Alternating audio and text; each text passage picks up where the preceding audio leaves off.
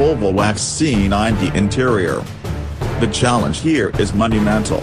Among the XC90's rivals are the cut-glass cool new Q7 and a growing range of Land Rover products that have an apparently firmer grip on modern British design than Sir Norman Foster. We have already pitched the big Volvo against the Range Rover, the BMW X5 and Land Rover Discovery, and even put the T8 hybrid up against the BMW X5 hybrid.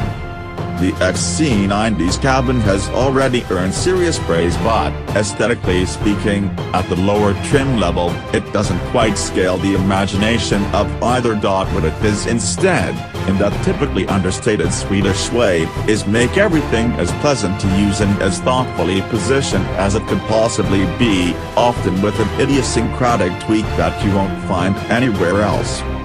A large multimedia screen has allowed the Swedes to follow their inclination for tidying and clean surfaces, the switchgear having been reduced almost to the legal requirement while leaving the basic media controls we all endlessly push. The effect is as uncluttered and pleasing as an electric sauna heater and almost as simple. It can be a double-edged sword when a flagship model receives the latest generation of a maker's infotainment system. New is good, but it tends to come with bugs. So it proves with the XC90s, which is intuitive and slick but not faultless. The decision to have the touchscreen in a portrait format rather than landscape is mostly fine, and the functionality of a 3-swipe menu system is appreciably simple. One physical shortcut button returns you to a home screen consisting of navigation, media phone and economy tabs, with heating, ventilation and aircon controls a permanent fixture at the bottom. The menus beyond are no more complicated, and the screen, which you can use with gloves on, is very responsive. However, the nav, a familiar Volvo weakness, is more of a mixed bag. Here, the portrait view is less helpful, but the broader problem is the manufacturer's bizarre idea of what counts as pertinent information, an overhead 2-mile scale map view showing rivers, for example, yet no roads. For a firm that prides itself on usability, such oversights are hard to forgive.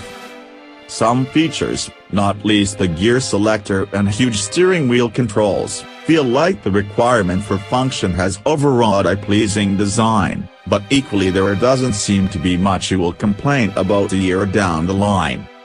The rear of the cabin is a similarly strong statement in common sense and far more spacious than, say, a Land Rover Discovery Sport. Volvo's devotion to boxiness pays off, particularly in the third row of seat, where all 5 feet 8 and of our most modest-sized road tester was accommodated with room to spare, if impinging somewhat on the legroom of the passenger ahead, and in some comfort. A thinned-down design means that the jump seats are the same as those in the second row, albeit without the adjustability. The second row slides and tilts, and everything folds flat to leave a pleasingly level load space. Currently, it requires a modicum of grunting and never pulling to put everything back where it was. Electrically operated back seats are an option for the future, and you'll still have to climb in to remove the boot cover, but that's pretty much par for the course. The tailgate, helpfully, is powered as standard and can be operated with the waggled foot beneath the bumper. On the equipment front, there are 3 trims to choose from: Momentum, R Design and Inscription. The entry-level trim comes with adaptive cruise control, keyless entry, LED headlights, powered tailgate, and automatic lights and wipers. Inside there is dual-zone climate control, leather upholstery, heated front seats, plenty of Volvo safety systems, sat-nav, DAB radio and Bluetooth.